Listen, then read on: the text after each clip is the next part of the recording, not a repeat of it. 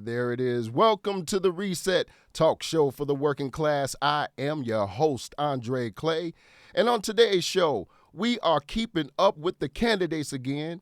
Interview with special candidate Gautam G.B. Bhatia, candidate for 8th Ward Alderman in my old hometown of Aurora, Illinois. Today's show will be a special call-in show. That number is 708-414-0849. Again, that's 708-414-0849. And with that, let us begin. We're keeping up with the candidates again, y'all. And on today's show, let me bring in my guest. We have for you Gautam G.B. Bhatia, candidate for 8th Ward Alderperson in Aurora, Illinois. How you doing today, GB? Doing great. Thank All you. right. Ladies and gentlemen, today's show, again, is a call-in show. I will let everyone know when that time will be. That number will be 708-414-0849. Again, that's 708-414-0849. Please feel free to leave a comment, ask a question in the comment section. I'll get to you. And with that, let us introduce ourselves to GB on this Sunday evening. Very cold here Very cool. in Yeah, Illinois, but we're going to make it happen today, man. So you are running for 8th Ward Alderman, huh? that is correct. All Yes. right, all right. Well, civic education is real big with the Reset audience, and so I definitely want to get to the interview and ask you some very important questions. First off, who is Gautam G.B. Bhatia, and why do you want to run for 8th Ward Alderman, man? Yeah. Well, thank you, Clay, Mr. Clay. Appreciate it. I'll just say Andre. Is that No okay? problem. No problem Yeah. at all, So, my man. um, you know, I'm a family man. I care about the community. I came to the US in 1990 as a student, got my BA in computer science, math, and physics, lived in several parts of the world, and then got my MBA and MIS in operations. 12 years in Minnesota. When my son was born, moved to Aurora almost 15 years ago, and my daughter was born here. As they grown up, got more involved in the community from a cultural perspective, from a civic perspective, and then from a political perspective. And as I've been involved in boards and commissions in the city of Aurora and surrounding areas, I've found that there are significant concerns. But overall, that's me in a nutshell, your next door neighbor. I heard that. That's what's up, man. Well, you know, um, for some folks who may not know what an alderperson is, if you could please tell us what is an alderman? What are some of the duties? What are some of the responsibilities? And also, why should citizens care about who that person is? Absolutely. Really great question. So, an older person represents the ward. Aurora is divided into 10 wards, represented by an older person who's a resident of that ward, and of course, also two older persons at large and the mayor, right, on city council. So, Okay. as an older person for Ward 8, and or for an older person's duties across all the wards, really, is to represent and look at the best interests of the ward and the city of Aurora. Okay. Okay. Things that may be working, things that may not be working, could be, something as simple as a street light is always off and it needs to be fixed, or there is, speeding cars on a street, and the desire is to have speed breakers, right? Those Gotcha. bumps. Okay. Right. So many little things, but at the end of the day, the job of an older person is to also, and the most important thing is to have checks and balances on the administration. That's right. That's right. I heard that. Okay. Okay. Well, Eighth Ward. What are where are the boundaries? The street boundaries in Aurora. Where is that at? It's sort of like the most common one I would say is on the west side would be Couts Road, Okay. right? Couts Road. Okay. On the north end would be New York. New York On the Street. south, Okay. yeah, New York Street, and the south side would be Route 34. And then 34. it, but as it goes east of Eola, it kind of comes a little bit further south and includes the neighborhoods around Fisher Middle School. Okay. And then it kind of stops by the railroad tracks and includes the neighborhood south of 75th Street all the way up into by Route 59 and down, and includes three precincts in the north end of White Eagle. White So that, Eagle. if that Okay. gives you some general I sense, got you. Okay. that's Ward 8. All There right. are, All right. yeah, 15,000 and change registered voters. Wow. 15,000. I heard that. Yeah, you got a lot of doors you've been knocking on. I'm sure. Wow. Here's the thing. Here's the thing, and it gets into the some concerns. A lot of people do not who vote in the general elections end up not voting in the municipal elections. And Yeah. literally, what the ballot count for the last time? 1,421 ballots were cast, Wow. That's it. and there's 15,000 Right. registered voters. You're Right. talking somewhere in the neighborhood of 9% Yeah. of registered voters vote in the municipal elections. We Wow. need to do better. Yes, we do. Yes, we do. That's a common theme that I've heard from other candidates I've had on the show, and it's something that we tend to see each election. We always see a lower voter turnout from compared to the federal elections. It's really a shame, and it's the local policies and legislation that affects us the most. You know what I mean? And you know, Exactly. you Yeah. know, when you were running for office, on just like some of the other candidates, they were all talking to me about how in the beginning they had to obtain these signatures in order to even qualify, to Yes. run. So, Yes. if you could describe for the public, the step-by-step process you experienced, when running for this office. So sure, absolutely. You got to get petitions. You got to get a certain number of percentage of signatures, which happen to be, and because we were redistricted, the so usually it's 5% minimum, 8% maximum Okay. of the last number of registered voters, right? Okay. Sorry, not the last ballot cast, the number of voters who voted. So it happens to be about 65 for signatures needed, and I got north of 326 or All something right. All right. All signatures. right. I wanted to meet the citizens, introduce myself. It's not like I'm some well-known celebrity, right? Right. I'm Right. the Right. common working guy, Yeah. and I needed to meet people, and that's what I did. But there's more to that whole petition signature stuff, because every person, no matter new or incumbent, has to get this number of signatures. Right. So, Right. yeah, if you would like me to, I can tell you more details Oh about yeah, how. absolutely, absolutely. The more you can share, the Yeah. better, man. Here's Go the thing: ahead. incumbent actually had petitions incorrectly notarized. There were signatures that were incorrect, etc. So, Oh, okay. I filed an objection, and it needed to be called out, even though I knew who was going to be on the electoral board, who would be deciding this thing. The mayor, the city clerk, and the longest serving older person, right? So pretty much, I would say the results, or the excuse me, the decision was, almost certainly going to be in the incumbent's favor, but this needed to be called out, Right, and right. I did. They Absolutely. petitions have been thrown out for far less issues, such as petition sheets not being numbered, okay, Wow. or they Wow. not actually not being bound with and stapled instead of being Just bound, minor or things like that. minor things. Wow. This is the incorrectly notarized stuff is a major thing, Okay. but that goes to nepotism, favoritism, that is endemic in this administration. Okay. Okay. And it also shows highlights why it's so important, why the number of voters needs to increase. You know, it's only so many mistakes they can find.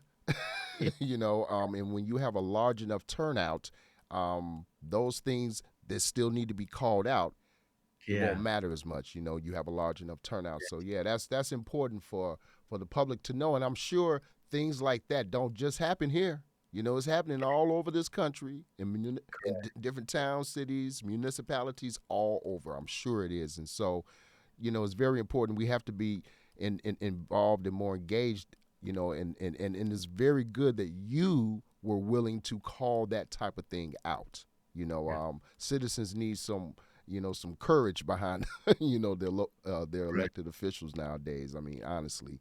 So, when are elections being held anyway for in Aurora? Uh, Elections are on April 4th April 4th. this year, Okay. right? Now, early voting starts February 23rd. That's when actually the mail in ballots would also be mailed out. Okay. Right? Okay. So, and then local elections start, I believe, 3 weeks after that. You don't have the exact date in my head, but the early voting that starts is people residents of DuPage County will have to go to Wheaton to actually vote if they want to do so. Okay. Local early voting starts, I believe, 3 weeks before April 4th. Okay. So let's just say right about mid March. It's probably a Okay. fair thing. All But right. All right. that kind of information is very easily available. If anybody wants to just Google the DuPage County Election Division, it's all listed right there. Very good. Very good. And, Very and if good. I can, I'll find that information for you. No So problem. I greatly appreciate it. Greatly appreciate it. Now, I know in the pre-interview you mentioned how when your family came back here to Aurora, you got involved in the politics and in the community, and so yeah. I want for you, from your perspective, how important do you feel it is for citizens to really learn more about local politics and who their elected officials are?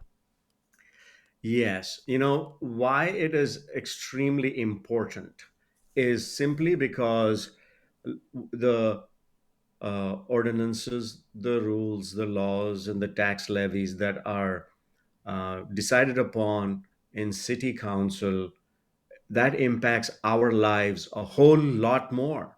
So Right. people, but Right. because these aren't well funded elections, there aren't any TV commercials. So as a result, what ends up happening is that it's sort of goes by the wayside in a sense. People don't pay enough attention to the municipal elections when they actually should be, because the decisions made in City Hall impact our lives. I one could even say a whole lot more than what sometimes happens in the federal government. I can understand that. Absolutely. Absolutely. Well, what in Aurora specifically, what would you say are some of the things that people can do to get more involved in that political scene there? Because, if there are, fears, concerns about nepotism, concerns, about some of the dealings, some of the ways in which this administration moves. Yes. What are some of the things people can do to get more involved, in your opinion? First of all, is just start attending city council meetings.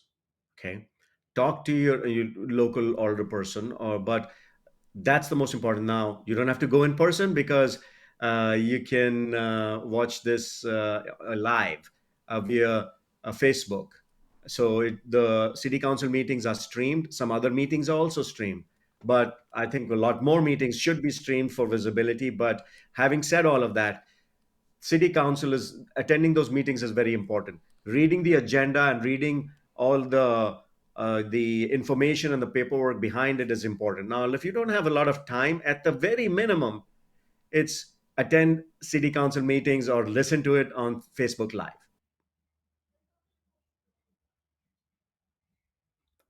Sorry, Andre, I can't hear you. Did you go in? Yeah. I had to go back to my to my screen. Yeah, they have. I remember during COVID, they would stream some of those city council meetings, and so I would always kind of pay attention to the number of people who are actually viewing it over a course of days, because I know sometimes you couldn't see it live. But yeah, that's very important. I totally agree. Absolutely agree. Um, Before we get up out of here, I do want to open up the phone lines 708-414-0849. If anyone would like to call in, ask GB a question, ask myself a question, or if you would like to leave a comment, please feel free to do so. As we head towards the end of the show, I do want to ask you, I know that some citizens have been concerned about the casino that's being built. They've shared with me some things that I myself would find concerning if I was still living there. But is there anything that you would like voters to specifically know about you or the local political climate in Aurora, Illinois? Please share with the public anything you feel that they should be aware of when they're casting their votes. Absolutely. And I'm going to reach over and show you something online. This is my latest All right, postcard all here. right, there we go. That's the information. It's going to also get on my website, but here are the concerns. 68 million total incentives, 10 million for value of the land and 58 million others to move the casino to Penn Entertainment that ended up then donating money into the mayor's campaign fund, right? And that pay to play politics, that's just the tip of the iceberg, quite frankly. That has been endemic. It's continuing to rise in the last 6 years in this great city. That absolutely needs to stop. That is, I will say, is it illegal? No. But I'd like all the listeners and viewers to ask yourself one question. Is everything that is legal also ethical? Okay, so that's what's going on there. There are done the research where we found about 123 odd million dollars worth of lucrative contracts and 645,000. That's the contracts going out to companies. Those Okay. companies have donated roughly $645,000 into campaign fund. Wow. In fact, let's talk about one specific one, and that's very relevant to Ward 8, right? I'm Okay. running in Ward 8, so very specific. It's part of Aurora. What happens in any part of Aurora should matter to every citizen of Aurora. But let's talk about Ward 8. Um, the incumbent votes yes for millions of dollars worth of contracts to Scientel. Okay, Scientel turns around and does a fundraiser for her in White Eagle, which is I've heard where the CEO lives, and all those friends donate Yeah. Yeah. money All the to well to that dos. campaign. Okay, Yes. that's Yes. going on. So this is pure pay to play politics, and Okay. that needs to stop. Okay. Okay. Well, there you have it, ladies and gentlemen. I do believe that citizens, we have to become more engaged. We have to become more involved in what's going on and more aware of the ways in which our elected officials are making deals or even running for office. We have to be concerned about this. And I would dare say, if you're not if you're not happy with the way your elected officials are governing, then become one if possible. Run for office. We need more folks running for office that have the integrity that local folks need, that the average working folk need. We need folks that are going to work for us and realize we put them in office. Always remember, we put them in office. They work for the citizens. They work for the citizens. Yes, GB, very true. Yeah. hey, I can't say enough, man. You've been a great guest today, very great guest. Good luck in your campaign. And ladies and gentlemen, get your behinds out there and vote. It is necessary, it is Exactly. so And important. if you Anything need to else you'd learn, like to say? yes, if there's anything you'd like to know about me, just simply go to electgb.com. That's Can't right. forget that one, That's right. electgb.com. That's Let's right. go That's there, right. check things out. You can reach me via email there, and I'm here to serve. To me, this is community service, not politics, but that's what has happened here. The mayor pretty much owns city council. Let's work together to have the right balance in city council. That's what's important. We need to get involved and elect people who can have that balance, because that's, as I had said earlier, the main job of older persons is to have checks and balances in the administration. That is out of control here, and it's going to continue to be out of control. You have a choice to make, frankly. Choose me, who is going to stand up to the administration. This is not about being angry with anybody or fighting with the administration. It's about asking reasonable questions, maybe having a difference of opinion.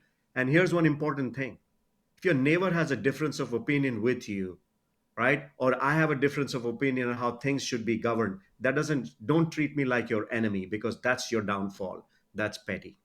I hear you. I hear you. And unfortunately, too many times, our elected officials, they want yes men around them. So you know what I mean. Exactly. They don't want to hear an opposing opinion, and it doesn't mean that you're opposing them as a person, but some good policy needs to be challenged if it's going to become Yeah. great policy, in my opinion.